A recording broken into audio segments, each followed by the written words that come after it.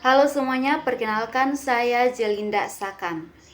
Semuanya, perkenalkan, nama saya Carolina Mutiara. Nama saya Mektinis Oje dengan NIM 2407010022. Hai, perkenalkan saya atas nama Patriana Olivia dengan NIM 2407010019. Saya atas nama Imelda Herlinda Slai dengan NIM 2407010060. Nama saya Carolina Mutiara. Di sini saya ingin menjelaskan berkaitan dengan gambaran umum Kabupaten Saburai Jua. Jadi secara keseluruhan Kabupaten Saburai Jua ini pada dasarnya itu dia terdiri atas 4 pulau. Nah, keempat pulau ini diantaranya itu ada Pulau Sabu, ada Pulau Rejua, ada Pulau Wadu, dan ada Pulau Mea. Nah, dari keempat pulau ini dibagi lagi menjadi atau ke dalam dua jenis, yaitu ada wilayah atau pulau yang bisa berpenghuni dan yang tidak bisa dihuni. Nah, untuk pulau yang bisa dihuni itu ada Kepulauan Sabu dan Rejua, sementara kepulauan yang tidak bisa dihuni itu ada Kepulauan Wadu dan Mea. Jadi secara keseluruhan orang-orang di Kabupaten Sabu Rejua itu mereka tinggal di Kepulauan Sabu dan di Kepulauan Rejua. Nah, itu untuk berkaitan dengan sejarah kepulauan di Kabupaten Sabu Rejua. Yang berikutnya itu berkaitan total luas keseluruhan wilayah Kabupaten Sabu Rejua. Jadi total keseluruhannya itu mencakup 459,58 km persegi. Ini total keseluruhan wilayah Kabupaten Sabu Rejua. Nah, iklim mereka di sana itu atau di Kabupaten Sabu Rejua itu suhu rata-rata di sana itu sebesar 29 derajat Celcius. Kemudian untuk wilayah Kabupaten Sabu Rejua ini mereka lebih banyak mengalami musim kemarau panjang, sehingga dengan adanya musim kemarau panjang ini menyebabkan akses curah hujan di Kabupaten Sabu Rejua itu sangat rendah. Jadi mereka itu lebih banyak ada musim kemarau sehingga curah hujannya sangat rendah. Baik, itu untuk iklimnya. Kemudian untuk penduduk. Jadi kami mendata jumlah penduduk di Kabupaten Sabu Rejua di tahun 2022 itu sebanyak, kalau untuk laki-lakinya itu data di tahun 2022 itu mereka sebanyak 48.329 jiwa. Nah, untuk data perempuannya sebanyak 46.484 jiwa. Nah, total keseluruhan dari jumlah laki-laki dan perempuan ini secara keseluruhan penduduk Kabupaten Sabu Rejua itu sebanyak 94.813 jiwa. Nah, ini menurut data tahun 2022. Kemudian kita berlanjut ke pendidikan untuk warga di Kabupaten Sabu Rejua. Jadi setelah kami membaca berbagai sumber yang ada di media sosial, ternyata warga di Kabupaten Sabu Rejua itu banyak sekali yang teridentifikasi bahwa mereka banyak tidak atau belum bersekolah. Itu sebanyak 26.692 jiwa. Mayoritas warga di Kabupaten Sabu Rejua itu hanya menyelesaikan pendidikan sekolah dasar saja atau hanya lulus SD saja. Sementara untuk pendidikan tinggi atau di jenjang yang lebih tinggi itu masih sangat rendah untuk di Kabupaten Sabu Rejua. Nah, yang terakhir itu berkaitan dengan kesehatan. Jadi di Kabupaten Sabu Rejua ini memang kayak tersedia untuk rumah sakit, puskesmas, pustu, polindes, kemudian ada juga tenaga kesehatannya. Tetapi ada kendala di Kabupaten Sabu Rejua itu, kendalanya itu distribusi untuk tenaga kesehatan, kemudian tempat-tempat kayak rumah sakit seperti ini masih belum merata, sehingga hal ini menyebabkan akses layanan untuk proses pelayanan di Kabupaten Sabu Rejua masih sangat rendah. Memang secara keseluruhan masih ada kayak rumah sakit, masih ada puskesmas, tapi kalau untuk berbicara mengenai tenaga kesehatannya itu masih sangat kurang di Kabupaten Sabu Rejua. Baik, itu saja mengenai gambaran umum Kabupaten Sabu Rejua. Sekian dan terima kasih. Baik, selanjutnya di sini saya akan membahas tentang tahapan kedua, yaitu identifikasi masalah. Jadi, pada tahap identifikasi masalah ini, saya akan menjabarkan beberapa permasalahan kesehatan di Kabupaten Saburai Jua yang peningkatan kasusnya lumayan tinggi dalam kurun waktu dari tahun 2022 hingga tahun 2024. Di sini kami menjabarkan 5 masalah kesehatan utama yang terjadi di Kabupaten Saburai Jua berdasarkan tren kasus dari tahun 2022 hingga tahun 2024. Di sisi lain juga kami akan menguraikan target sesuai dengan rencana strategi oleh Kementerian Kesehatan. Selain itu, saya juga akan membahas gap ataupun kesenjangan yang terjadi dari setiap permasalahan kesehatan yang ada. Baik, masalah kesehatan pertama yang akan kita bahas adalah penyakit HIV atau AIDS. Penyakit HIV atau AIDS yang terjadi di Kabupaten Saburai Jua sangat disayangkan karena tiap tahunnya mengalami peningkatan yang sangat signifikan, di mana dapat kita lihat pada tahun 2022 hanya berkisar 579 kasus saja, namun mengalami lonjakan yang sangat tinggi pada tahun 2023 yaitu berkisar 997 kasus. Tidak sampai di situ, pada tahun 2024 mengalami lonjakan yang lebih tinggi lagi yaitu berjumlah sekitar 1315 kasus. Dari kasus yang ada berbanding terbalik dengan target yang ditetapkan melalui rencana strategi oleh Kementerian Kesehatan, di mana target yang ditetapkan hanya berkisar 0,18 per 1000 penduduknya. Berdasarkan kasus ini, sangat disayangkan sekali kenyataan yang terjadi dengan harapan atau target yang telah ditetapkan oleh Kementerian Kesehatan. Lalu, masalah kesehatan yang kedua yang akan kita bahas adalah penyakit tuberkulosis. Nah, seperti yang telah kita ketahui bersama, penyakit tuberkulosis tergolong penyakit yang sangat membahayakan dan juga merugikan bagi yang mengalaminya. Nah, di sini kita akan melihat tren kasus tuberkulosis di Kabupaten Saburai Jua dari tahun 2022 hingga tahun 2024. Yang pertama pada tahun 2022, di mana kasus yang terjadi yaitu berkisar sekitar 83 kasus. Sedangkan pada tahun 2023 berjumlah 82 kasus. Tetapi pada tahun 2024 mengalami sedikit peningkatan sekitar 90 kasus yang terjadi. Nah, dari kasus yang ada, target yang ditetapkan melalui rencana strategi oleh Kementerian Kesehatan itu berjumlah 190 per 100.000 penduduknya. Nah, walaupun kasus ini tergolong kecil jumlahnya, tetapi sangat membutuhkan penanganan yang lebih baik lagi agar tidak mengalami lonjakan yang lebih tinggi. Lalu masalah kesehatan yang ketiga yang akan kita bahas adalah penyakit diare.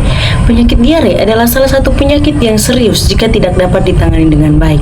Dan terlebih khusus di Kabupaten Saburai Jua ini sendiri, diare lebih banyak menyerang pada anak-anak balita. Nah, kita tahu bersama bahwa anak-anak balita memiliki imun tubuh yang cukup rendah di usianya. Di sini kita akan membahas satu-satu berdasarkan tren kasus dari tahun 2022 hingga tahun 2024. Yang pertama pada tahun 2022, kasus diare berkisar sekitar 1.500 kasus. Sedangkan pada tahun 2023 berkisar 2.500 kasus. Di tahun 2024 mengalami lonjakan kembali yaitu berkisar sekitar 3.000 kasus. Nah, dari kasus yang ada kita dapat melihat bahwa tingginya kasus diare ini dapat merugikan anak-anak balita di kelompok usianya itu sendiri. Nah, selain itu juga di sini kami tidak menemukan penetapan target yang jelas dari Kementerian Kesehatan berkaitan dengan target penyakit diare ini. Lalu masalah kesehatan keempat adalah penyakit demam berdarah dengue.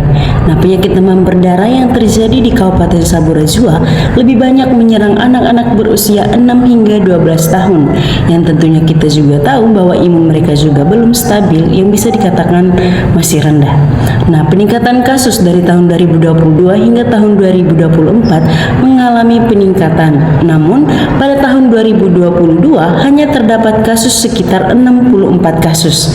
Di 2023 mengalami penurunan hingga menjadi 55 kasus. Namun pada tahun 2024 mengalami peningkatan yang cukup tinggi yang dimana mencapai 479 kasus. Nah, DBD ini sama dengan diare yang dimana kami tidak menemukan adanya penetapan target dari Kementerian Kesehatan itu sendiri.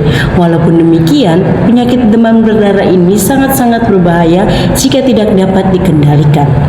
Dan masalah kesehatan yang terakhir adalah kasus stunting, yang dimana kita tahu bersama bahwa stunting adalah salah satu penyakit yang bisa dicegah, terlebih khusus pada masa kehamilan. Nah, stunting di Kabupaten Saburai Jua ini sendiri lebih banyak menyerang pada anak-anak balita, yang dimana menurut tren tahun 2022 berjumlah sekitar 1.400 kasus, sedangkan pada tahun 2023 berjumlah 1.392 kasus. Sementara pada tahun 2024 mengalami peningkatan yang dimana berjumlah hingga 1.513 kasus. Sedangkan menurut target yang telah ditetapkan oleh Kementerian Kesehatan itu sendiri, itu berjumlah kurang dari 14% dari total balita yang ada. Oleh karena itu, dari jumlah peningkatan yang terus-menerus, maka harus diperlukannya pencegahan bahkan penanganan yang lebih serius lagi. Selain membahas tentang permasalahan-permasalahan yang ada, di sini juga saya akan menyajikan gap ataupun kesenjangan yang terjadi dari setiap kasus yang ada, yang dimana dimulai dari HIV atau AIDS, yang dimana gapnya adalah terjadinya peningkatan kasus HIV atau AIDS dari tahun 2022 hingga 2024 dengan total kasus 1.315 kasus yang menyerang pada usia produktif yaitu 15 sampai 49 tahun di Kabupaten Saburai Jua.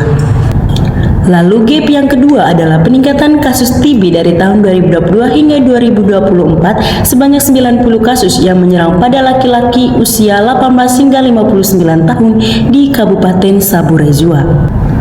Gap yang ketiga adalah peningkatan kasus diare pada tahun 2022 hingga 2024 sebanyak 3.000 kasus yang banyak menyerang pada balita di Kabupaten Saburai Jua. Gap yang keempat adalah peningkatan kasus DBD dari tahun 2022 hingga 2024 sebanyak 479 kasus yang menyerang anak-anak usia 6 sampai 12 tahun di Kabupaten Saburai Jua. Dan gap yang terakhir adalah terjadinya peningkatan kasus stunting dari tahun 2022 hingga 2024 sebanyak 1.513 kasus pada balita di Kabupaten Saburai Jua. Dengan demikian, segala materi yang telah saya uraikan dalam tahap identifikasi masalah ini dapat menjadi acuan awal dalam menentukan prioritas masalah utama, juga dalam penentuan program yang hendak dilakukan untuk menangani kasus tersebut. Baik, terima kasih untuk kesempatan yang telah diberikan kepada saya. Sebelumnya, izinkan saya untuk memperkenalkan diri. Saya atas nama Imelda Herlinda Slai dengan NIM 2407010060. Nah, di sini saya akan menjelaskan berkaitan dengan penentuan prioritas masalah menggunakan metode USG. Nah, seperti yang sudah diketahui bahwa metode USG atau urgensi, seriousness, atau growth adalah teknik untuk menentukan urutan prioritas masalah, memberikan skor 1-5 pada setiap masalah yang dipilih. Nah, urgensi sendiri itu merupakan seberapa mendesak masalah tersebut, kemudian terkait dengan waktu yang tersedia untuk memecahkan atau menyelesaikan masalah tersebut. Kemudian untuk seriousness sendiri itu merupakan seberapa serius masalah tersebut, kemudian terkait dengan akibat yang ditimbulkan jika tidak dipecahkan atau diatasi. Kemudian growth sendiri itu merupakan seberapa besar kemungkinan masalah tersebut berpengaruh jika tidak diselesaikan atau jika dibiarkan begitu saja. Nah, berdasarkan 5 masalah kesehatan yang berada di Saburai Jua yang sudah kami pilih, ada beberapa masalah kesehatan. Nah, masalah kesehatan yang pertama yaitu HIV/AIDS, di mana urgensi dari HIV/AIDS ini 4 karena kasus HIV/AIDS ini naik dari tahun 2022 yaitu 579 kasus menjadi 1.315 kasus pada tahun 2024. Dari hal ini dibutuhkan edukasi, pendeteksian dini dan penanganan cepat segera dibutuhkan agar penyebaran virus terkontrol dan kualitas hidup penderita itu meningkat. Kemudian terjadinya keterlambatan penanganan itu dapat berujung pada AIDS. Kemudian untuk masalah kesehatan yang kedua yaitu tuberkulosis atau biasa kita kenal TB, di mana urgensinya 3 karena kasus TB ini kan sebanyak 90 pada tahun 2024, kemudian memerlukan manajemen yang tepat dan konsisten untuk mencegah penularan dan komplikasi, sehingga meski tidak memerlukan penanganan yang mendesak. Kemudian masalah kesehatan yang berikut yaitu diare. Nah, urgensi dari diare itu adalah 5 karena kasus diare ini meningkat tajam dari tahun 2022 yaitu 1.500 kasus, kemudian menjadi 3.000 kasus pada tahun 2024. Nah, karena diare ini dapat berkembang cepat dan membahayakan terutama bagi balita, maka penanganan segera sangat penting untuk mencegah terjadinya dehidrasi, komplikasi serius hingga kematian pada balita itu sendiri. Kemudian masalah kesehatan yang berikut yaitu DBD atau demam berdarah dengue, di mana demam berdarah dengue ini urgensinya 3. Nah, meskipun kasus demam berdarah ini turun pada tahun 2023 yaitu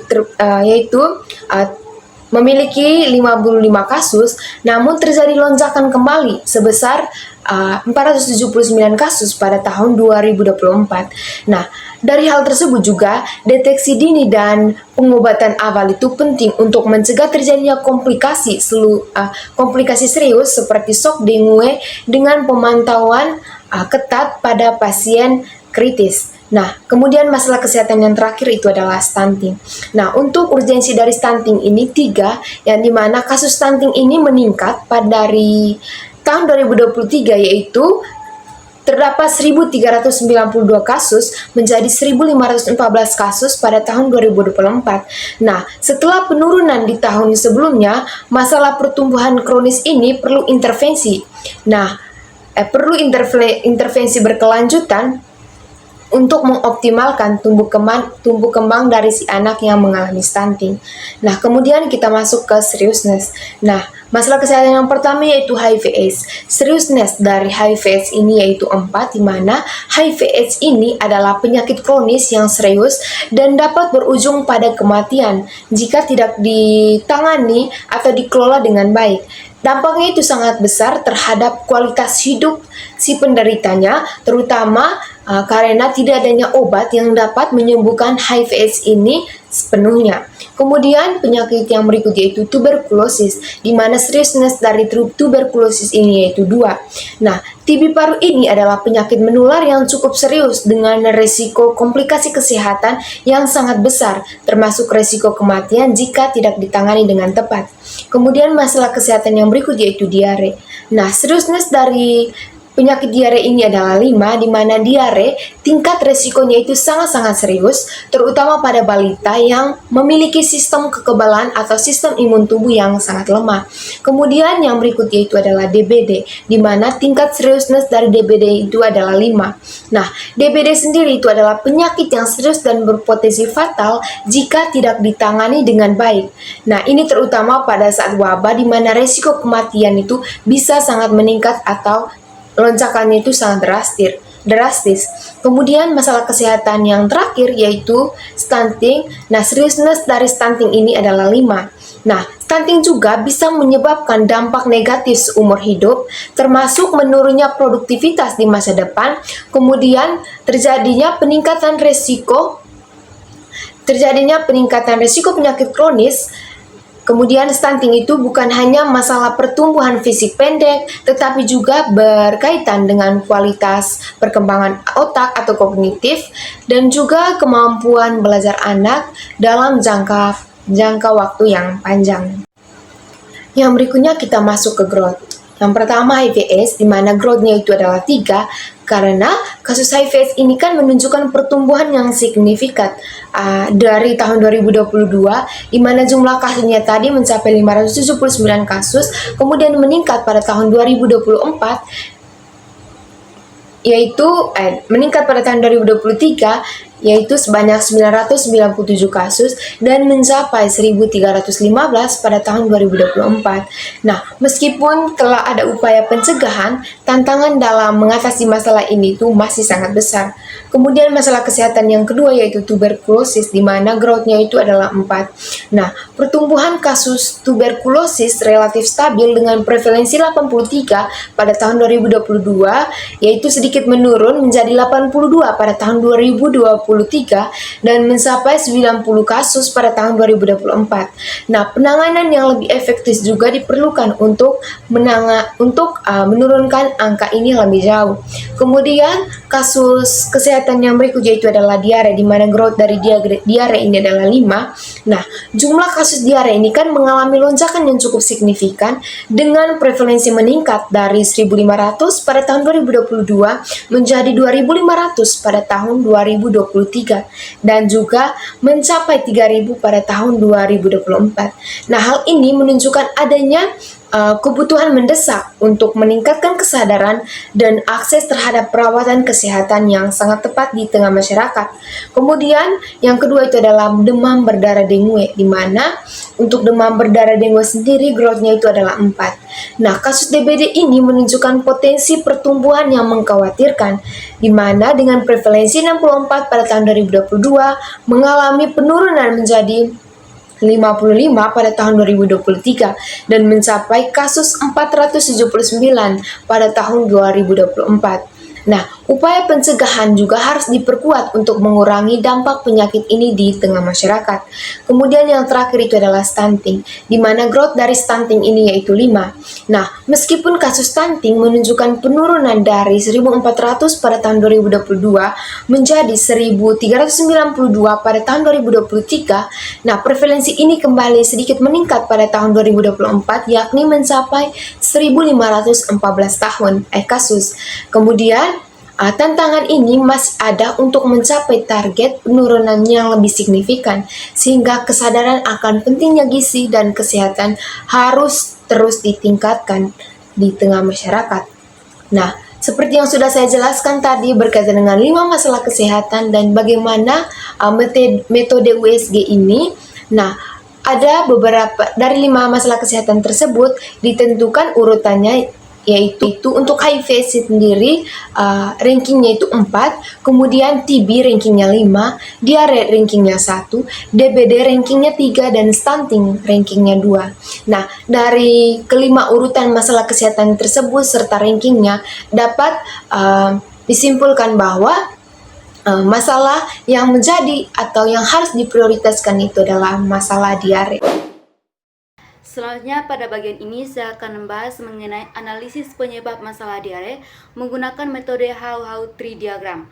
Nah, metode ini pada dasarnya merupakan pengembangan dari problem tree analysis, yaitu sebuah pendekatan visual yang membantu kita memahami akar permasalahan secara lebih sistematis dan terstruktur. Dengan menggunakan diagram pohon, kita bisa melihat hubungan sebab akibat antara masalah utama, penyebab langsung, hingga faktor-faktor yang lebih spesifik dan menjadi pemicu suatu kondisi.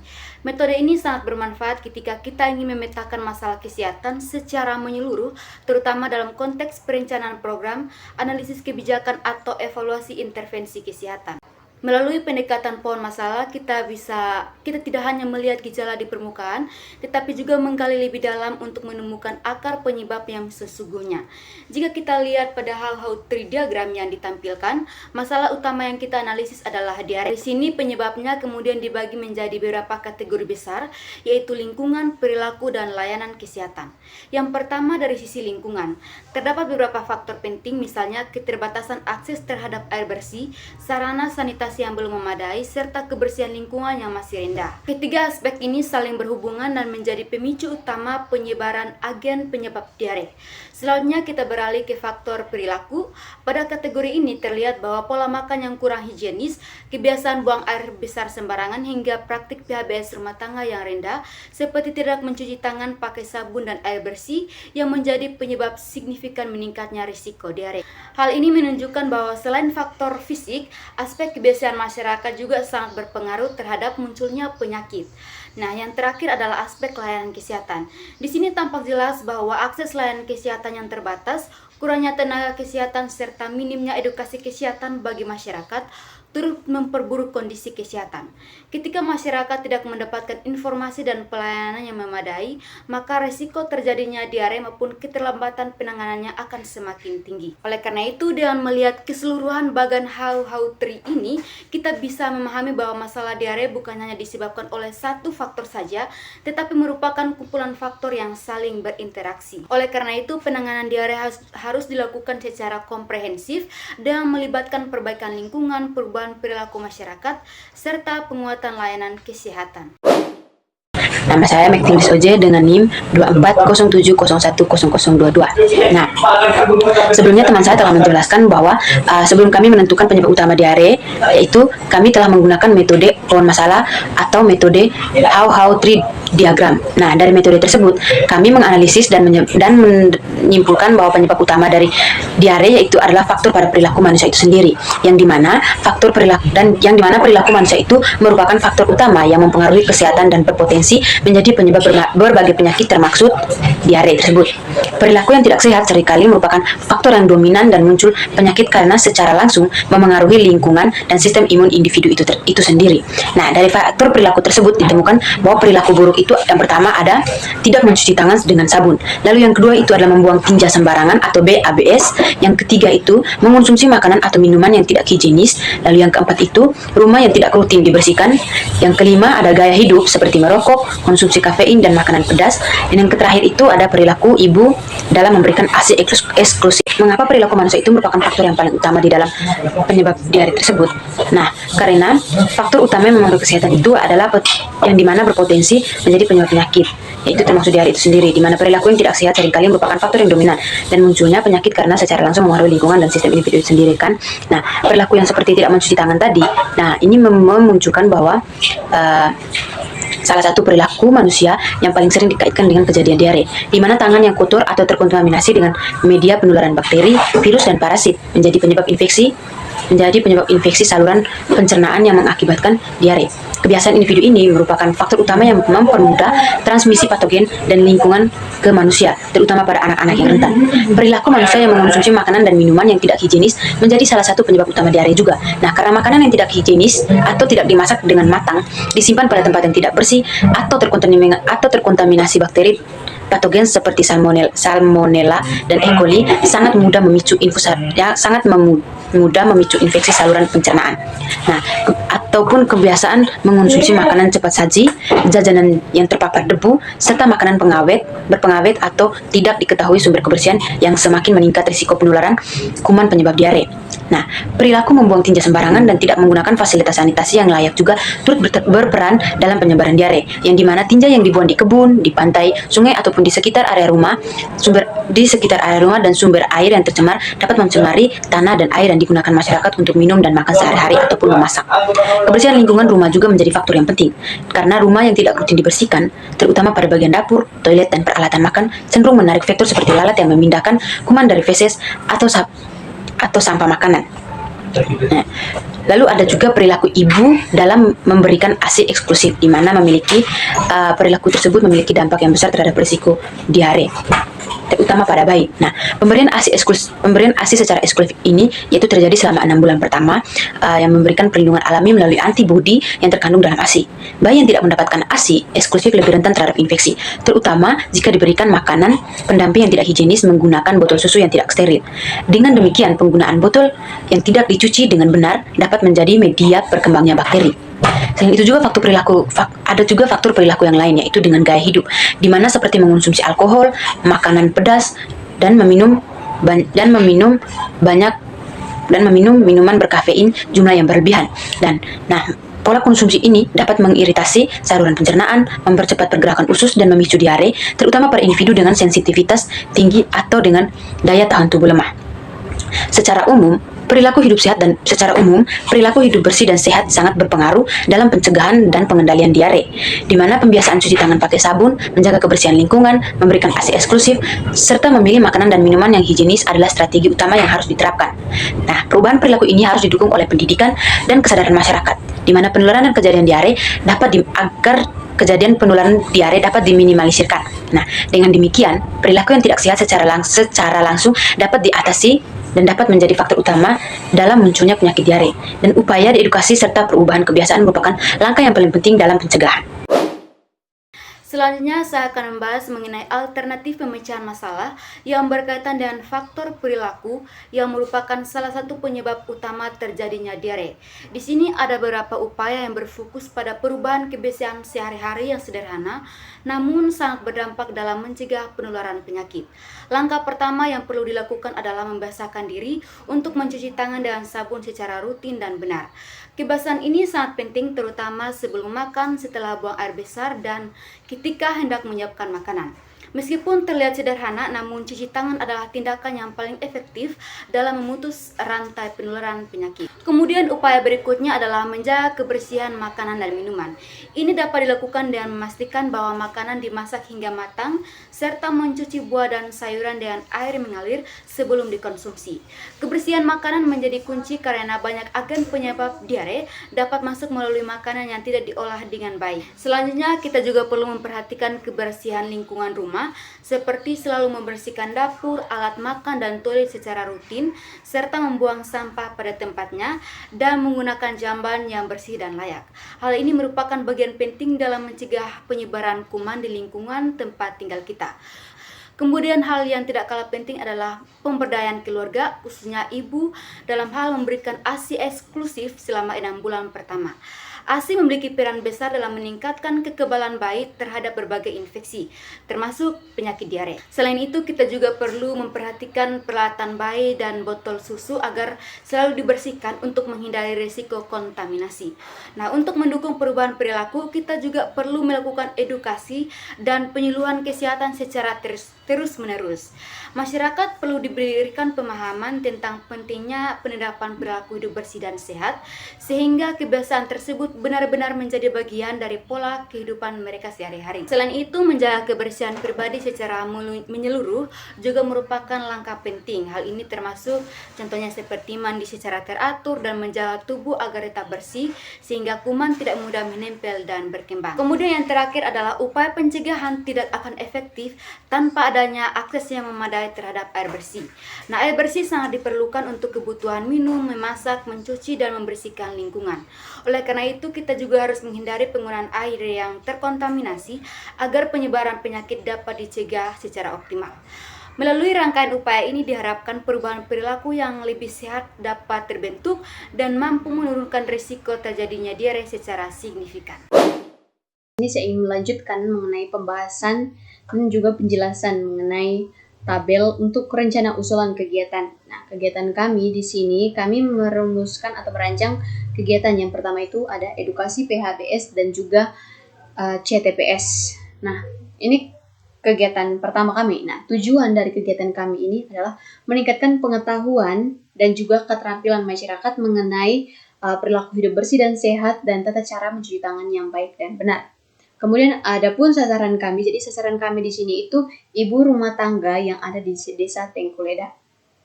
Nah, dari ibu rumah tangga tersebut yang ada di desa Tengkuleda, jadi target sasaran yang hendak kami capai itu sebanyak 40 orang.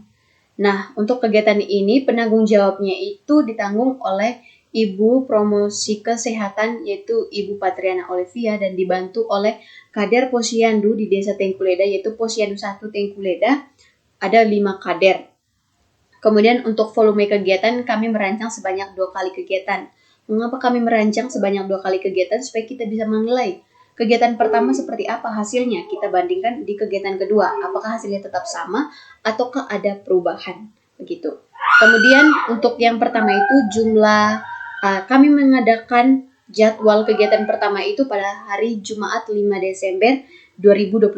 Kemudian untuk kegiatan kedua itu Jumat 9 Januari 2026. Jadi kami sengaja berikan jarak kegiatan ini selama 1 bulan supaya kita bisa menilai apakah di dalam 1 bulan ini masyarakat memberikan perubahan terkait setelah kita memberikan edukasi apakah perilaku mereka tetap sama gitu. Kemudian mengenai rincian pelaksanaan, yaitu di sini kami menjelaskan berkaitan dengan materi yang hendak kami bawa nanti itu berkaitan dengan prinsip PHBS, itu ada kebersihan lingkungan, kebersihan makanan, dan kebersihan air. Dan juga kami mendemonstrasikan mencuci tangan yang baik dan benar Dan terakhir kita masuk ke sesi tanya jawab. Kemudian lokasi pelaksanaan kegiatan ini itu kami tempatkan di Posyandu Tengkuleda 1. Jadi ada rumah khusus atau tempat khusus untuk Posyandu Tengkuleda 1. Kemudian untuk rincian biaya. Jadi rincian biaya di sini untuk kegiatan pertama kami mengalokasikan dana itu sebesar Rp660.000. Kemudian dana Rp660.000 ini rinciannya itu yang pertama itu ada snack untuk 40 peserta dikali 7.000 per satu orang, jadi total keseluruhannya itu ada Rp280.000. Kemudian ada air mineral cup yang satu kardus itu sebanyak Rp50.000. Kemudian air tandon untuk proses mencuci tangan yang baik itu ukuran 100 liter itu membutuhkan dana sebesar Rp30.000. Kemudian ada tisu itu satu bungkus itu harganya itu Rp10.000. Kemudian fotokopi materi 40 lembar itu sebanyak Rp40.000. Kemudian melakukan poster edukasi CTPS dan PHBS itu sebanyak Rp100.000. Kemudian ada dokumentasi. Nah, kenapa bisa di sini itu ada dokumentasi? Jadi kami membuat skenario bahwa dokumentasi ini diperlukan oleh Ibu Patriana Olivia untuk kegiatan laporan di kedinasan. Jadi kami membutuhkan dananya itu sebesar Rp50.000. Dan untuk perlengkapan kecil ini kayak kami mengestimasikan bahwa kayaknya nanti ada kebutuhan-kebutuhan yang belum kami beli atau belum kami buatkan perinciannya. Jadi kami menyiapkan dana itu sebesar Rp50.000. Jadi total pengeluaran untuk kegiatan pertama itu sebesar Rp660.000. Nah, kalau dikalikan 2, maksudnya untuk kegiatan berikutnya atau kegiatan di hari berikutnya. Jadi total keseluruhan dana yang kami perlukan itu sebesar Rp1.320.000. Jadi untuk kegiatan kedua ini dia masih membutuhkan atau estimasi biayanya itu masih sama. Dari segi perlengkapannya, dari segi bahan-bahannya itu masih sama. Jadi untuk 2 kali kegiatan ini dia membutuhkan dana sebesar Rp1.320.000. Nah, sebelumnya saya mengucapkan permohonan maaf juga karena di makalah dan juga di PPT kami salah dalam menghitung jumlah dari biaya yang kami butuhkan. Itu saja dari saya untuk mengenai materi rencana usulan kegiatan. Sekian dan terima kasih. Yang berikutnya itu adalah kegiatan kedua yang dimana kami melakukan kegiatan sosialisasi stop buang air besar sembarangan dan pemanfaatan jamban sehat.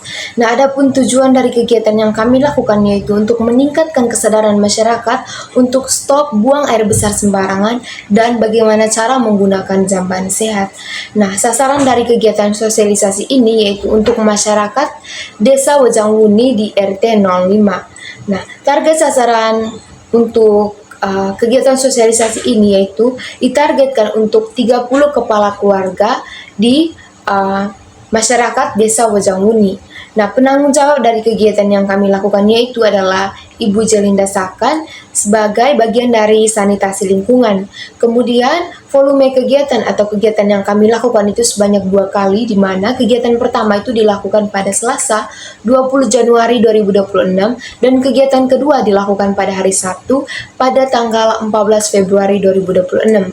Nah, ada pun rincian pelaksanaan yang akan kami lakukan di mana di sana kami akan melakukan penyuluhan dengan menggunakan media seperti gambar, kemudian pembagian brosur dan melakukan diskusi dengan target sasaran. Kemudian untuk lokasi pelaksanaan kegiatan sosialisasi sendiri, kami akan melakukan kegiatan itu di kantor Desa Wejangwuni.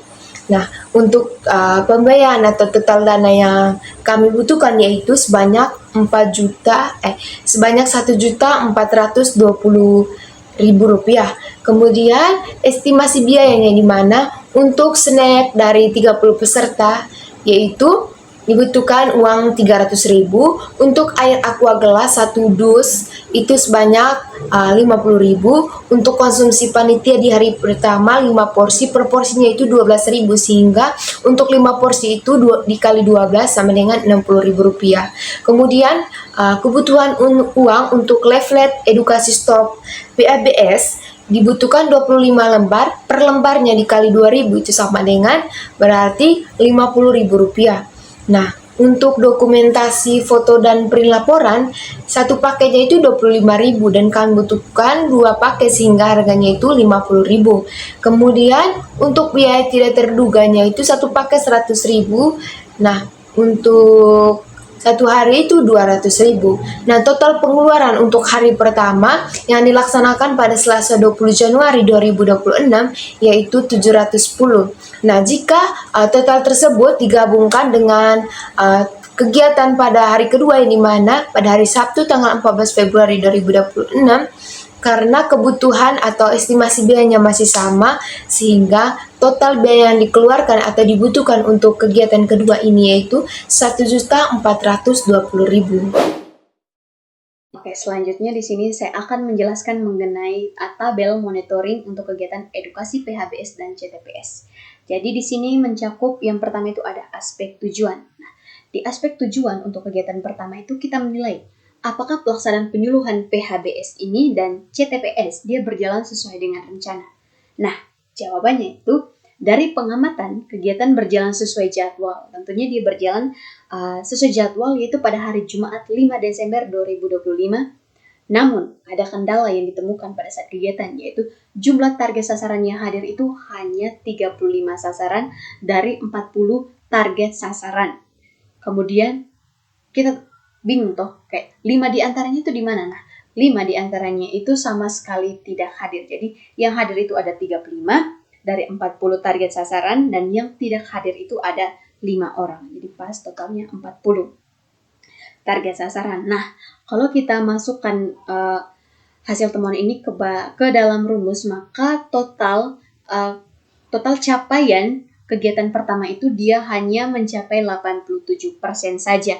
Kemudian untuk yang kedua itu berkaitan dengan materi dan alat demonstrasi seperti sabun cair, kemudian air bersih, semuanya telah disiapkan oleh petugas promosi kesehatan. Jadi untuk yang kedua ini dia berjalan sesuai rencana. Jadi target cakupannya itu sudah mencapai 100%.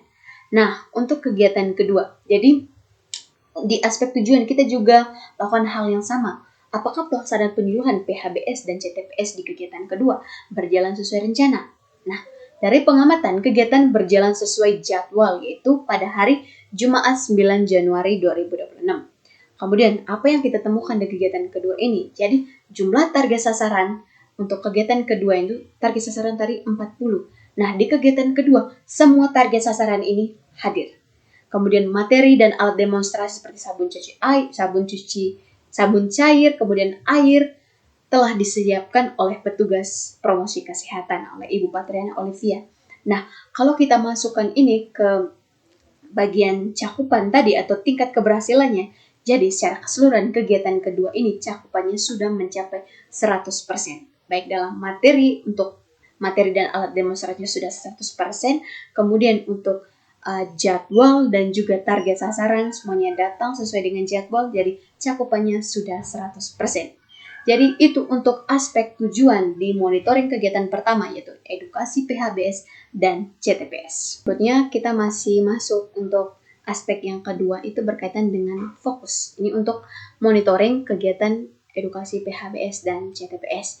Jadi di aspek fokus ini kita memastikan bahwa semua input kegiatan itu tersampaikan. Nah, pada pelaksanaan materi, ini untuk kegiatan pertama, kegiatan tanggal 5 Desember 2025. Nah, materi tentang prinsip PHBS telah disampaikan lengkap oleh Ibu Patriana Olivia dan dibantu oleh 5 kader Posyandu dalam melakukan demonstrasi CTPS secara langsung.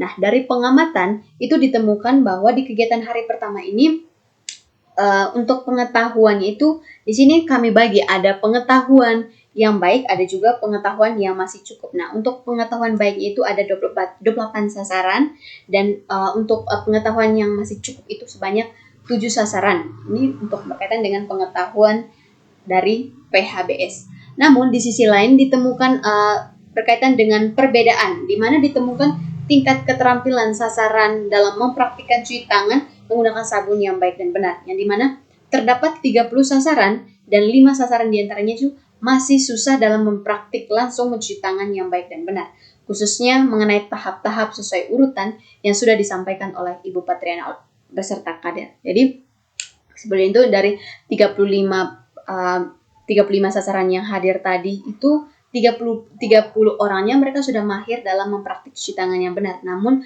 masih ada 5 orang yang dimana mereka masih susah dalam menghafal dan juga mempraktikkan bagaimana mencuci tangan yang baik dan benar. Nah, kalau misalkan kita masukkan ini ke kayak bentuk cakupan hasil, maka ditemukan bahwa untuk pengetahuan baik yang dicapai itu tadi dijelaskan bahwa ada 28 orang. Nah, dari 35 peserta. Nah, kalau misalkan kita kalikan dengan 100%, maka hasilnya itu sebanyak 80%. Dan ini masuk di kategori berhasil untuk bagian pengetahuan di kegiatan pertama ini. Kemudian yang kedua itu dari segi keterampilan. Jadi dalam keterampilan mencuci tangan yang baik itu dari 35 sasaran yang baik tadi itu hanya 30, sementara 5-nya masih sangat atau masih belum. Jadi total kemungkinan atau capaian yang kita peroleh itu sebesar 86%. Ini masih masuk di cakupan sangat berhasil, tapi masih perlu untuk diperhatikan kembali karena masih ada 5 orang target sasaran yang belum betul-betul memaham atau dalam mempraktik ini mencuci tangan yang baik dan benar. Kemudian untuk kegiatan keduanya juga ditemukan bahwa sama di bagian kedua itu di bagian aspek fokus bahwa di sini kita memastikan bahwa semua input kegiatan itu tersampaikan dengan baik. Yang dimana pada pelaksanaan materi tentang prinsip PHBS, Ibu Patriana dia menyampaikan kembali kira-kira dia menyampaikan kembali dari awal kegiatan. Tapi di sini dia menyampaikannya itu dalam gaya yang lebih menarik lagi supaya target sasaran tidak merasa ini kegiatan sama kayak kegiatan kemarin. Artinya dia lebih menyampaikannya lebih lucu, pokoknya lebih bagus lagi. Begitu. Nah, dalam pelaksanaan kegiatan ini Ibu Patriana ini masih dibantu oleh 5 kader Posyandu tadi. Nah, dari pengamatan kegiatan di hari kedua ini ditemukan bahwa seluruh sasaran itu mereka semuanya hadir sesuai dengan target, yaitu sebanyak 40 orang. Semuanya datang, tidak ada yang tidak hadir. Nah, di sini kita bagi lagi. Nah, dari penemuan kami atau dari pengamatan bahwa dari 40 target sasaran yang mempunyai pengetahuan yang baik mengenai PHBS itu sebanyak 40 target sasaran. Jadi semuanya sudah sangat paham mengenai perilaku hidup bersih dan sehat. Namun di kegiatan ini ditemukan kendala, yaitu di bagian keterampilan mencuci tangan yang baik dan benar. Nah, dari 40 target sasaran yang hadir, ternyata ada 10 orang yang dimana mereka itu belum paham mengenai urutan atau langkah-langkah dalam mencuci tangan yang baik dan benar. 10 orang ini dihitung dari kegiatan yang pertama, karena di kegiatan pertama tadi kami menjelaskan bahwa ada 5 orang yang sama sekali tidak hadir dan ada 5 orang yang hadir tapi terlambat sehingga keterampilan dan pemahaman mereka masih kurang. Jadi di kegiatan kedua ini kendalanya itu di bagian keterampilan, yaitu ditemukan 10 orang masih belum betul memahami atau belum bisa mempraktikkan cara mencuci tangan yang baik dan benar. Dan cakupannya itu mencapai, kalau 30 sasaran yang paham dari 40 target sasaran, maka capaian yang dicapai untuk kegiatan kedua dari segi keterampilan itu sebanyak 75%. Dan ini masih dikategorikan ya kayaknya kegiatannya belum berhasil begitu, karena kayak masih sangat stuck begitu, mungkin cukup berhasil, jadi 75% begitu. Jadi untuk kegiatan kedua kendalanya itu di bagian keterampilan, tapi dari segi pengetahuannya semuanya sudah paham untuk 40 target sasarannya sudah dijelaskan. Nah, yang berikutnya kita akan masuk di aspek cakupan untuk kegiatan monitoring PHBS dan CTPS untuk kegiatan pertama. Nah, di tahap cakupan ini atau di aspek cakupan ini kita membahas mengenai kesesuaian pelaksanaan dengan rencana. Nah, dari pengamatan bahwa penyuluhan ini dimulai tepat waktu dan kemudian sesuai dengan jadwal yang sudah direncanakan, namun ada beberapa ketimpangan yang ditemukan, yaitu dari 35 sasaran yang hadir, target sasaran tadi ada 40, namun yang hadir itu hanya 35 orang saja. Nah, dari 35 orang ini ternyata ada yang terlambat, itu sebanyak 5 orang. Nah, hal ini tuh bisa menyebabkan pengetahuan dan keterampilan mereka juga masih kurang atau belum maksimal. Nah, cakupannya itu kalau dari segi pengetahuan untuk yang 5 orang yang terlambat tadi itu, mereka hanya mencapai 14,3% saja. Dan begitu juga dengan dari segi keterampilannya, mereka hanya mendapat 14,3% saja. Jadi untuk cakupannya itu ini masih belum maksimal karena ditemukan beberapa penyimpangan ini, baik dari segi ketidakhadiran dan juga dari segi keterlambatan. Itu untuk kegiatan jadwal hari pertama. Nah, untuk kegiatan kedua atau untuk hari berikutnya, di bagian cakupan monitoring meliputi kesesuaian masih sama, yaitu meliputi kesesuaian pelaksanaan dengan rencana. Nah, di sini ditemukan bahwa penyuluhan dimulai tepat waktu, kemudian sesuai dengan jadwal yang sudah dirancangkan sebelumnya. Dan di sini ternyata tidak ditemukan penyimpangan seperti keterlambatan atau ketidakhadiran dari ibu rumah tangga atau dari target sasaran. Hal ini disebabkan karena apa? Yaitu kadar posyandu, mereka mengajak supaya ibu rumah tangga ini untuk kegiatan berikutnya tidak boleh terlambat dan tidak boleh tidak hadir. Akhirnya di kegiatan kedua ini semua ibu rumah tangga hadir tepat waktu dan tidak ada yang terlambat. Jadi untuk cakupan di kegiatan kedua ini ditemukan bahwa dari segi pengetahuan mereka semua sudah paham mengenai PHBS ini.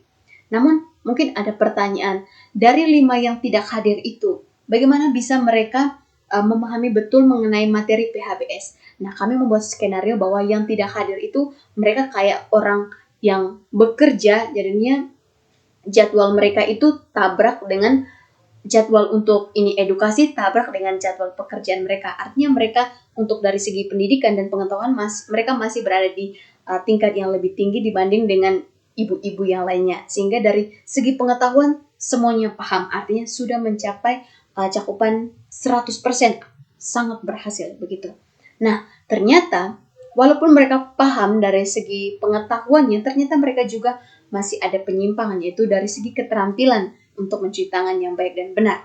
Nah, di sini juga ditemukan bahwa ternyata dari 40 target sasaran ada 10 orang yang belum bisa menghafal untuk langkah-langkah mencuci tangan yang baik dan benar.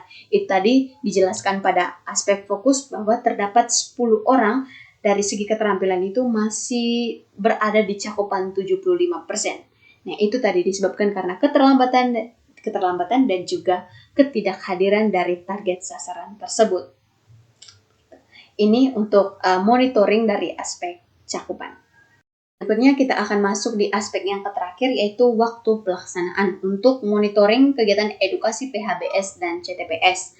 Nah, di hari yang pertama, yaitu Jumat 5 Desember 2025, monitoring itu dilakukan selama kegiatan berlangsung. Mulai dari pada saat kita menyiapkan ruangannya, kemudian bagaimana penanggung jawab menyampaikan materi PHBS dengan baik dan benar, kemudian bagaimana ini penanggung jawab memberikan demonstrasi yang dibantu oleh para kader untuk didemonstrasikan supaya target sasaran juga bisa melihat dan mengikuti hingga kegiatan ini berakhir pada sesi tanya jawab. Nah, secara keseluruhan kegiatan di tanggal 5 Januari Jumat 5 Desember 2025 ini dia berjalan sesuai dengan rencana. Kemudian untuk kegiatan di hari berikutnya, yaitu di hari Jumat 9 Januari 2026. Nah, dari aspek waktu pelaksanaannya masih sama kalau monitoring itu dilakukan selama kegiatan berlangsung. Masih sama seperti kegiatan di tanggal 5 Desember 2025, itu mulai dari persiapan ruangan, kemudian bagaimana penanggung jawab menyampaikan materi, kemudian bagaimana dia mendemonstrasikan. Dan semuanya berjalan sesuai dengan rencana dan berjalan sesuai dengan waktu pelaksanaan. Nah, kemudian di akhir penjelasan juga saya ingin menambahkan sebenarnya hal ini tuh dia masuk di bagian aspek cakupan, yaitu terkait dengan biaya. Nah, untuk biaya, cakupannya dia sudah masuk di nilai 100% atau sangat berhasil, bahwa sama sekali tidak ditemukan kendala, baik dari kegiatan di hari pertama 5 Desember 2025 maupun di hari yang kedua di 9 Januari 2026. Untuk masalah biaya sama sekali tidak ditemukan kendala atau apapun, semuanya berjalan sesuai dengan rencana, baik dari estimasi untuk bahan-bahan dan perlengkapannya, semuanya bisa dilakukan dan tidak ditemukan kendala atau kekurangan untuk biayanya. Baik, itu saja berkaitan dengan penjelasan dari materi monitoring untuk kegiatan edukasi PHBS dan CTPS. Sekian dan terima kasih. Baik, selanjutnya di sini kita akan membahas hasil evaluasi dari kegiatan pertama, yaitu edukasi PHBS dan juga CTPS.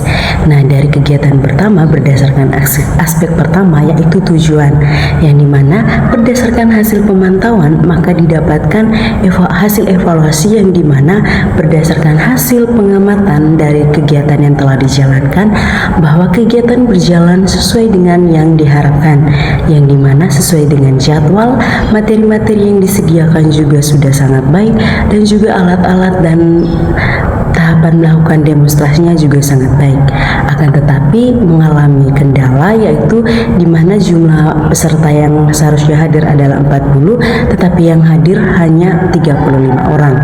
Maka angka cakupannya yaitu sama dengan X sama dengan 35/40 dikalikan dengan 100%, maka dihasilkan sekitar 87%.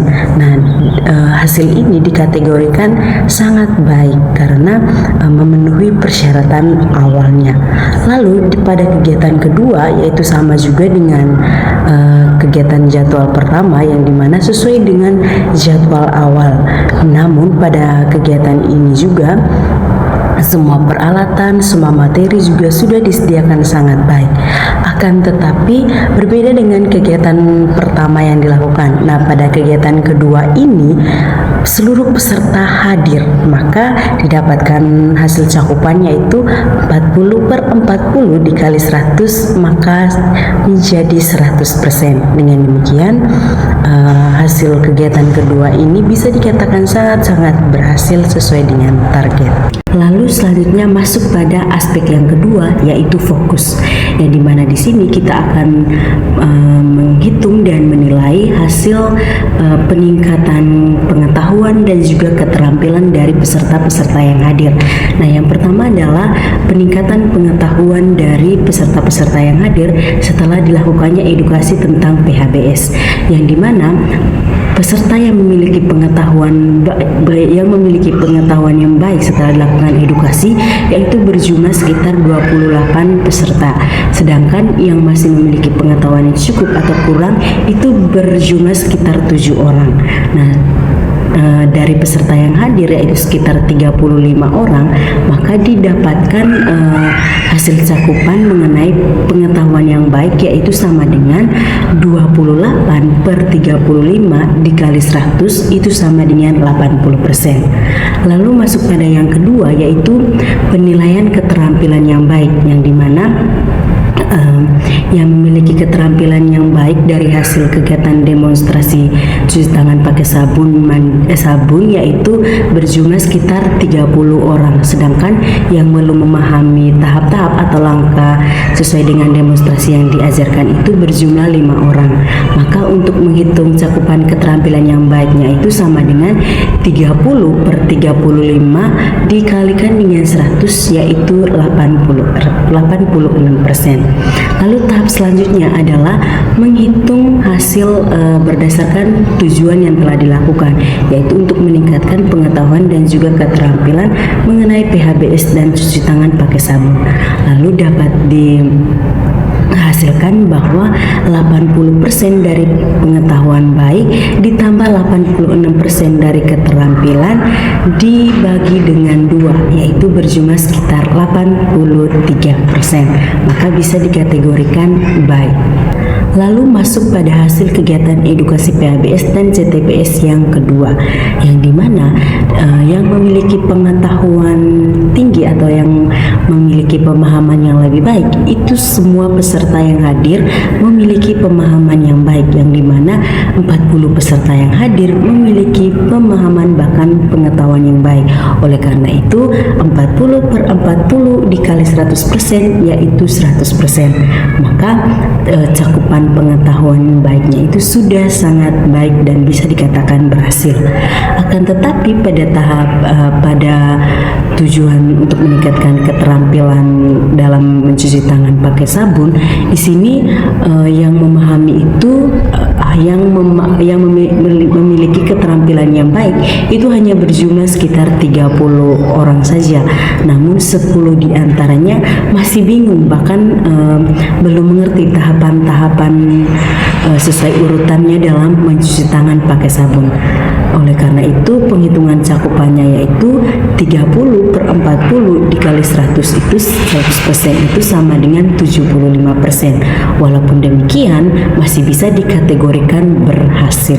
Oleh karena itu dari kegiatan pertama dan kedua dalam edukasi PHBS dan CTPS ini bisa dikatakan sangat-sangat berhasil, karena di mana petugas kesehatan bersama kader-kader kesehatan dalam tujuan menjalankan tugas ini mampu untuk meningkatkan pengetahuan juga keterampilan dari masyarakat tersebut. Oleh karena itu, kegiatan edukasi PHBS dan CTPS ini dikatakan sangat berhasil. Dalam aspek yang ketiga yaitu cakupan. Nah, berdasarkan kegiatan pertama, penyuluhan tentang PHBS dan CTPS ini dilakukan sesuai dengan jadwal. Selain itu, materi yang diberikan juga sesuai dan juga sangat baik disediakan oleh petugas kesehatan bersama kader. Akan tetapi dalam pelaksanaannya beberapa peserta yang hadir itu datang terlambat, yang dimana tentunya berpengaruh pada pengetahuan dan juga materi yang mereka dapatkan sangat sedikit. Oleh karena itu dampak dari keterlambatan mereka ini, yang dimana dari 35 peserta yang hadir dalam kegiatan pertama, 5 peserta yang datang terlambat. Oleh karena itu untuk menghitung cakupan pengetahuan dari mereka yaitu sama dengan 5/35 dikali 100% yaitu sama dengan 14,3%. Dari total tersebut maka hasil dari 14,3% itu menentukan tingkat pengetahuan mereka, yaitu bisa dikategorikan cukup. Lalu masuk pada aspek yang kedua, dilihat dari total target, yang dimana target yang pertama kan adalah 40 orang, sedangkan yang datang terlambat adalah 5 orang. Oleh karena itu dari total tersebut maka dapat dihitung cakupannya yaitu 5/40 dikali dengan 100% itu sama dengan 12,5, yang dimana itu merupakan hasil dari target pesertanya. Nah, itu tadi berdasarkan tingkat pengetahuannya. Lalu bagaimana dengan tingkat keterampilannya? Nah, berdasarkan yang telah dijabarkan di awal tadi bahwa yang hadir terlambat adalah 5 orang, maka untuk menghitung angka cakupan keterampilannya yaitu 5/35 dikali 100% itu sama dengan 14,3%. Nah, 14,3% ini menentukan tingkat keterampilan dari seseorang, yaitu masih bisa dikatakan cukup. Lalu masuk pada penilaian dari setiap target yang ada, yang dimana yang hadir terlambat adalah 5 orang, sedangkan yang total dari target yang hadir semuanya adalah 35 orang. Maka 5/35 dikali 100% itu sama dengan 12,5%. Lalu bagaimana dengan yang datang lebih awal namun memiliki pengetahuan yang baik? Nah, berdasarkan hasil evaluasi, di mana yang memiliki pengetahuan baik adalah 30 orang dari 35 yang datang. Oleh karena itu 35/40 dikali dengan 100% itu sama dengan 80%, yang tentunya dikategorikan baik. Oleh karena itu dapat kita lihat bahwa kegiatan pertama ini bisa dikatakan berhasil. Namun di sisi lain diperlukannya adanya pendisiplinan dalam hal waktu bagi peserta juga bagi tenaga kesehatan. Dan yang terakhir dari aspek yang ketiga ini adalah tentang pembiayaan, yang dimana sesuai dengan tabel kegiatan perencanaan di awal, yaitu bahwa dana yang dibutuhkan per kegiatan adalah sekitar 610.000 per kegiatan.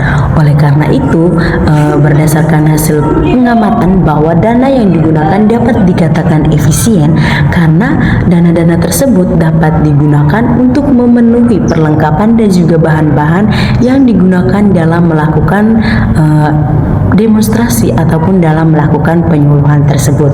Oleh karena itu penilaiannya dapat diukur dengan X sama dengan 100%, yaitu sangat berhasil. Selanjutnya pada kegiatan kedua dalam edukasi PHBS dan CTPS, yaitu yang dimana penyuluhan ini dilakukan tepat waktu dan juga sesuai jadwal yang telah ditentukan. Selain itu, tidak adanya lagi kendala yang dimana pesertanya datang terlambat lagi. Oleh karena itu, dari aspek tersebut dapat dinilai bahwa berdasarkan hasil pemantauan juga, maka dapat dinilai bahwa yang memiliki pengetahuan baik itu berjumlah sekitar 100%. Sedangkan yang memiliki keterampilan baik yaitu berjumlah sekitar 75%. Oleh karena itu rata-ratanya kita hitung berdasarkan gabungan dari kedua penilaian tersebut, yaitu dari nilai rata-rata keterampilan dan juga nilai rata-rata pengetahuan. Oleh karena itu 100% ditambah dengan 75% dibagi 2 itu sama dengan 87%. Oleh karena itu dapat disimpulkan bahwa kegiatan kedua ini sudah bisa dikatakan sangat berhasil dan juga optimal sesuai dengan aspek atau tujuan awal. Lalu biaya yang digunakan pada kegiatan kedua. Nah, sama dengan kegiatan pertama tadi, dana yang digunakan adalah sebesar 610.000. Oleh karena itu, berdasarkan hasil pengamatan dan pemantauan bahwa dana yang digunakan itu bisa dibilang sama dengan kegiatan pertama, bisa dikatakan sama-sama efisien karena dana tersebut dapat digunakan untuk membantu bahkan mendorong keberhasilan dari kegiatan tersebut. Oleh karena itu dapat kita simpulkan bahwa dengan dana yang ada yaitu sekitar 1.220.000 tersebut, maka kegiatan tersebut bisa berjalan dengan baik dan dana yang digunakan juga efisien. Selanjutnya pada kegiatan kedua dalam edukasi PHBS dan CTPS, yaitu yang dimana penyuluhan ini dilakukan tepat waktu dan juga sesuai jadwal yang telah ditentukan. Selain itu tidak adanya lagi kendala yang dimana pesertanya datang terlambat lagi. Oleh karena itu dari aspek tersebut dapat dinilai bahwa berdasarkan hasil pemantauan juga, maka dapat dinilai bahwa yang memiliki pengetahuan baik itu berjumlah sekitar 100%. Sedangkan yang memiliki keterampilan baik yaitu berjumlah sekitar 75%. Oleh karena itu rata-ratanya kita hitung berdasarkan gabungan dari kedua penilaian tersebut, yaitu dari nilai rata-rata keterampilan dan juga nilai rata-rata pengetahuan. Oleh karena itu 100% ditambah dengan 75% dibagi 2 itu sama dengan 87%. Oleh karena itu dapat disimpulkan bahwa kegiatan kedua ini sudah bisa dikatakan sangat berhasil dan juga optimal sesuai dengan aspek atau tujuan awal. Lalu biaya yang digunakan pada kegiatan kedua. Nah, sama dengan kegiatan pertama tadi, dana yang digunakan adalah sebesar 610.000. Oleh karena itu, berdasarkan hasil pengamatan dan pemantauan bahwa dana yang digunakan itu bisa dibilang sama dengan kegiatan pertama, bisa dikatakan sama-sama efisien karena dana tersebut dapat digunakan untuk membantu bahkan mendorong keberhasilan dari kegiatan tersebut. Oleh karena itu dapat kita simpulkan bahwa dengan dana yang ada yaitu sekitar 1.220.000 tersebut, maka kegiatan tersebut bisa berjalan dengan baik dan dana yang digunakan juga efisien. Baik, aspek terakhir dari evaluasi yaitu waktu dan pelaksanaan. Nah, waktu dan pelaksanaan pada kegiatan pertama yaitu di mana evaluasi dilakukan pada akhir kegiatan. Setelah dilakukan berbagai macam jenis kegiatan mulai dari edukasi, praktik cuci tangan pakai sabun sampai pada penyampaian akhir yang dilakukan oleh petugas kesehatan juga bersama kader. Nah, walaupun dari kegiatan pertama ini masih ada hambatan seperti orang yang terlambat dan juga beberapa peserta yang memiliki keterampilan dan pengetahuan yang cukup, namun kegiatan ini bisa dikatakan berhasil karena mampu meningkatkan pengetahuan dan juga keterampilan peserta yang ikut hadir di dalamnya. Lalu bagaimana dengan waktu dan pelaksanaan kegiatan kedua? Nah, waktu dan pelaksanaan kegiatan kedua juga berjalan dengan baik, yang dimana evaluasi dilakukan pada akhir kegiatan setelah segala rangkaian kegiatan dilakukan. Nah, pada kegiatan yang kedua ini tidak adanya kendala seperti ada yang datang terlambat. Namun di sini pada kegiatan kedua tingkat pengetahuan dan juga keterampilan dari peserta yang hadir mulai meningkat, walaupun beberapa pesertanya masih memiliki keterampilan yang kurang. Oleh karena itu tidak menjadi masalah utama, namun masih diperlukannya langkah selanjutnya agar lebih baik dari sebelumnya ini. Oleh karena itu berdasarkan hasil kegiatan yang kedua ini, bisa dikatakan bahwa kegiatan edukasi PHBS dan CTPS ini sudah sangat berhasil karena mampu meningkatkan pengetahuan juga keterampilan masyarakat ataupun sasaran. Yang pertama itu ada monitoring. Monitoring dari kegiatan sosialisasi BABS dan pemanfaatan jamban sehat. Nah, dalam tabel monitor ini terbagi atas 3. Yang pertama yaitu arah tujuan. Nah, dari monitor ini dibagi menjadi 2 kegiatan, di mana aspek yang pertama itu adalah aspek tujuan. Nah, aspek tujuan dari kegiatan 1 ini yang pertama itu adalah apakah pelaksanaan sosialisasi stok BABS dan pemanfaatan jamban sehat berjalan sesuai rencana. Nah, pada kegiatan 1 tersebut berdasarkan pengamatan, kegiatan terlaksana sesuai jadwal pada hari Selasa 20 Januari 2026 dan seluruh sasaran itu 30 hadir lengkap di lokasi kegiatan. Meskipun demikian, beberapa peserta datang terlambat, terutama pada aktivitas pagi mereka. Nah, yang dimana sebanyak 4 peserta itu terlambat karena memberi makanan ternak dan 3 lainnya terlambat karena berada di kebun pada saat kegiatan hendak akan dilaksanakan. Kendala keterlambatan tersebut tidak mengganggu jalannya kegiatan secara keseluruhan. Akan tetapi petugas tetap memulai penyuluhan dan penjelasan dasar mengenai bahaya BABS dan pemanfaatan jamban sehat sambil menunggu peserta yang terlambat tiba. Setelah seluruh peserta berkumpul, penyuluhan berlangsung lancar dan leaflet, poster sanitasi, dan alat praktik sederhana untuk memperjelas materi. Secara umum, kegiatan berjalan efektif dan seluruh sasaran mengikuti rangkaian edukasi. Lalu yang berikut adalah monitoring kegiatan kedua, yang dimana dari hasil pengamatan pada hari kegiatan kedua ini, semuanya berjalan sesuai dengan jadwal yang bertepatan dimana pada hari Sabtu 14 Februari 2026. Nah, dimana jumlah sasaran yang hadir dengan target yaitu 30 sasaran. Nah, dari 30 sasaran ini, semua materi penyuluhan berdasarkan leaflet tersedia lengkap mengenai stok BABS dan penggunaan jamban sehat telah disiapkan dengan baik oleh petugas.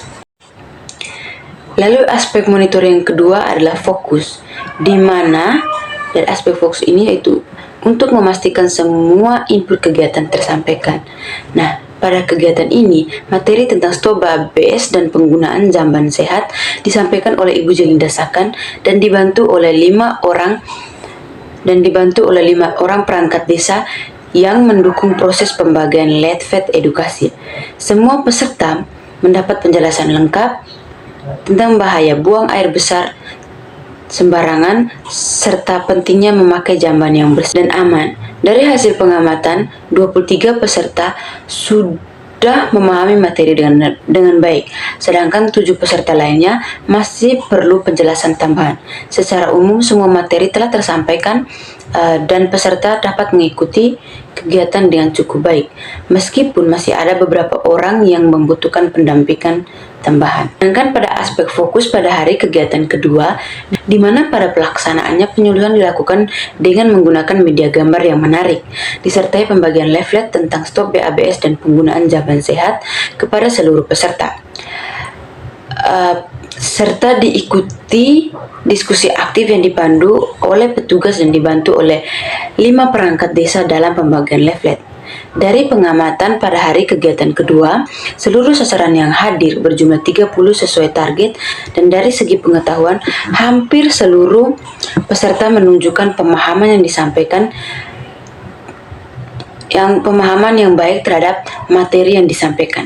Sebanyak 23 sasaran sudah dapat menjelaskan kembali pesan utama mengenai stop BABS, dan penggunaan jamban sehat.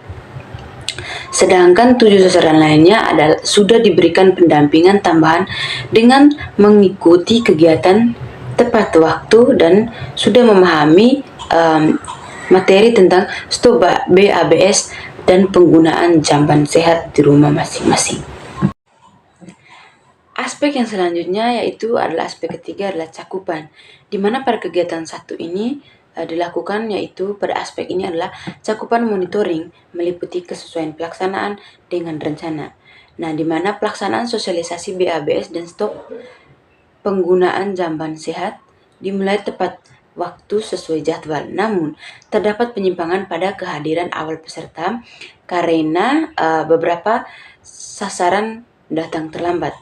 Dari 30 peserta yang lengkap, 7 orang datang terlambat akibat masih memberi makanan ternak dan berada di kebun serta masih belum menyelesaikan pekerjaan rumah. Keterlambatan ini menyebabkan sebagian dari mereka kurang maksimal dalam menerima materi di awal, sehingga pemahaman mereka dalam mengikuti sosialisasi masih perlu diingatkan. Meskipun demikian, kegiatan tetap berlangsung dengan baik dan seluruh peserta dapat mengikuti penyuluhan hingga selesai. Lalu pada aspek cakupan kegiatan kedua, di mana pada kegiatan sosialisasi BABS dan penggunaan jamban yang sehat dilaksanakan pada pertemuan kedua dilaksanakan itu dengan tepat waktu, tanpa adanya keterlambatan dari peserta. Seluruh sasaran hadir tepat waktu, yaitu dengan target 30 sasaran. Jadwal hadir karena jadwal sebelumnya telah diingatkan oleh perangkat desa, sehingga semua peserta sudah mempersiapkan diri untuk mengikuti sosialisasi BABS tersebut. Berbeda dengan kegiatan pertama, pada kegiatan kedua, seluruh peserta dapat mengikuti materi secara utuh sejak awal, sehingga pemahaman dan partisipasi mereka terlihat lebih optimal. Secara keseluruhan, kegiatan berlangsung tertib, sesuai rencana, dan tujuan penyuluhan pada pertemuan kedua tercapai dengan baik. Aspek dari monitoring berikutnya adalah waktu pelaksanaan, di mana pada kegiatan satu ini monitoring dilakukan sepanjang kegiatan berlangsung, dimulai dari persiapan tempat, pembagian leaflet, hingga penyampaian materi oleh Ibu Jelinda Sakan. Nah, seluruh rangkaian kegiatan mengikuti jadwal yang telah direncanakan pada Sabtu 10 Januari 2026. Pun terdapat beberapa masalah, yaitu keterlambatan. Peserta yang datang terlambat masih memberikan makan ternak, berada di kebun ataupun masih melakukan pekerjaan rumahnya. Keterlambatan tersebut tidak mengubah alur kegiatan secara keseluruhan. Namun, monitoring tetap dilakukan hingga sesi tanya jawab berakhir dan memastikan seluruh sasaran yang mengikuti sosialisasi tersebut tersampaikan dengan jelas dan baik. Lalu aspek waktu pelaksanaan monitoring pada kegiatan kedua dilakukan sepanjang proses sosialisasi berlangsung, dimulai dari pengecekan kesehatan tempat, juga penataan media gambar, hingga pembagian leaflet kepada peserta. Seluruh rangkaian kegiatan berlangsung sesuai jadwal, yaitu pada 14 Februari 2026, tanpa adanya keterlambatan dari peserta. Kehadiran peserta lebih tepat waktu karena sebelumnya telah diingatkan oleh perangkat desa, sehingga semuanya telah dipersiapkan dengan baik dan semuanya berjalan sesuai dengan rencana. Dengan ketepatan waktu dan kelancaran alur kegiatan, proses sosialisasi pada pertemuan kedua berjalan lebih efektif dan seluruh sasaran dapat mengikuti materi secara utuh dari awal hingga selesai. Selanjutnya adalah evaluasi kegiatan sosialisasi stop BABS dan penggunaan jamban sehat. Nah, aspek yang pertama itu ada aspek tujuan, di mana pada kegiatan 1, sosialisasi stop BABS dan pemanfaatan jamban sehat berjalan sesuai dengan tujuan dari kegiatan tersebut. Dilihat dari ketepatan waktu pelaksanaan dan kesiapan materi edukasi. Capaian pada sasaran kegiatan ini terpenuhi sepenuhnya yaitu 30 dari 30 target yang hadir. Meskipun beberapa peserta datang terlambat akibat aktivitas memberi makan ternak ataupun kegiatan lainnya, nah tingkat kehadiran yaitu yang tercapai adalah 100%. Ini berada dalam kategori sangat berhasil sesuai dengan kriteria penilaian yaitu X kurang lebih 85%. Dengan demikian dari aspek tujuan, kegiatan di hari pertama ini dikatakan efektif meskipun diperlukan penguatan materi bagi peserta dengan peserta yang datang terlambat agar pemahaman mereka tetap optimal. Lalu evaluasi tujuan pada kegiatan kedua itu menunjukkan hasil yang sangat optimal baik dari aspek ketepatan waktu, kesiapan materi maupun keterlibatan sasaran, di mana pelaksanaan sosialisasi BABS dan penggunaan jamban sehat pada Sabtu 14 Februari 2006 berjalan sangat sesuai dengan rencana. Seluruh target sasaran hadir 30 orang dan seluruh materi, penyuluhan, media gambar, serta brosur edukasi tersedia dengan baik. Dengan capaian yaitu 100% sasaran. Kegiatan ini dikategorikan sangat berhasil sesuai skala penilaian yaitu X lebih besar kurang dari 85%. Berikutnya evaluasi pada kegiatan kedua. Yang pertama itu ada tujuan dari kegiatan kedua itu pada kegiatan kedua menunjukkan hasil yang sangat optimal baik dari aspek ketepatan waktu, kesiapan materi maupun keterlibatan sasaran. Pelaksanaan sosialisasi BABS dan penggunaan jamban sehat dan dilaksanakan pada 14 Februari 2006 berjalan sangat sesuai dengan rencana. Seluruh target sasaran hadir 30 peserta dan seluruh materi penyuluhan menggunakan media gambar serta brosur edukasi yang tersedia dan digunakan dengan baik. Dengan capaian 100% sasaran, kegiatan ini dikategorikan sebagai kegiatan yang sangat berhasil. Aspek yang kedua itu ada aspek fokus pada kegiatan kedua, di mana yang pertama ada pengetahuan tentang bahaya BABS. Itu adalah berhasil di mana dari 30 peserta yang mengikuti kegiatan kedua, sebanyak 24 peserta telah menunjukkan pemahaman yang baik mengenai BABS, termasuk risiko diare, cacingan, dan dampaknya terhadap kesehatan keluarga. Dengan perhitungan yaitu X sama dengan 24/30 kali 100% dengan hasil 80% yang dikategorikan berhasil. Dengan interpretasi yaitu peserta mampu menangkap materi dengan lebih baik karena penyampaian materi dilakukan dengan alur yang jelas, menggunakan media gambar yang menarik, dan disertai penjelasan yang mudah dipahami. Yang kedua yaitu adalah pengetahuan tentang manfaat jamban sehat, di mana sebanyak 27 dari 30 peserta yang hadir memiliki pemahaman yang baik dan yang baik terkait komponen dan manfaat jamban sehat, seperti lantai yang kedap air, leher angsa, dan ventilasi, serta pembangunan yang aman. Dengan perhitungan yaitu adalah 27/30 sama dengan 90%, di mana kategori ini dikatakan sangat berhasil. Dengan interpretasi yaitu materi visual yang disampaikan melalui leaflet dan media gambar yaitu contoh jamban sehat sangat membantu peserta memahami bagian-bagian jamban. Hal ini menunjukkan bahwa kegiatan kedua memberikan hasil yang sangat baik dari sisi pengetahuan dan sanitasi. Fokus yang ketiga adalah kemauan berhenti BABS dan beralih ke jamban yang sehat, di mana sebanyak 25 peserta dari 30 peserta menyatakan komitmen untuk tidak melakukan BABS dan mulai memanfaatkan jamban yang sehat di lingkungan masing-masing. Dengan perhitungannya yaitu adalah X sama dengan 25/30 kali 100% yaitu adalah 83,3% dengan kategori yang berhasil. Dan interpretasinya itu peserta menunjukkan peserta menunjukkan peningkatan motivasi setelah memahami risiko kesehatan dan manfaat sanitasi yang layak melalui penjelasan yang lebih terstruktur dan disesuaikan dengan kondisi setempat. Lalu pada fokus yang keempat yaitu adalah keterampilan merawat jamban yang sehat, di mana yaitu sebanyak 28 peserta dapat menyebutkan dan menjelaskan langkah perawatan jamban yang sehat dengan benar, seperti menjaga kebersihan lantai, memastikan lubang tertutup dan menjaga ventilasi tetap berfungsi dengan baik. Dengan perhitungan yaitu adalah 20X sama dengan 28/30 kali 100%, yaitu mendapatkan hasil 93,3% dengan kategori yang sangat berhasil.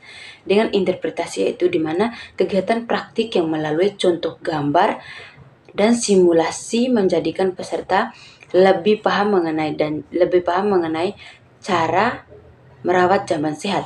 Peserta mampu mengulang kembali langkah-langkah perawatan jamban sehat tanpa ragu dan yang dimana menandakan bahwa pemahaman mereka bukan hanya teori tetapi juga siap diterapkan dalam kehidupan sehari-hari.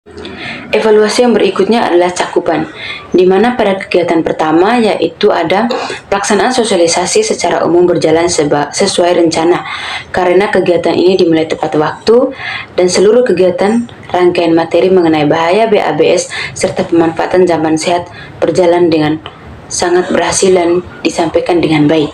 Namun terdapat beberapa peserta yang masih melakukan keterlambatan sesuai dengan alasan yang telah saya jelaskan sebelumnya. Nah, pada aspek cakupan ini yang dikeluarkan pada hari pertama yaitu ada yang dimana penggunaan dana itu sebesar 710.000, dimana untuk satu kali kegiatan dinilai sangat efisien. Semua perlengkapan terpenuhi dan mendukung tujuan dari capaian kegiatan. Realisasi anggaran sesuai rencana dan tidak terjadi pemborosan, di mana itu X sama dengan 100% sangat berhasil.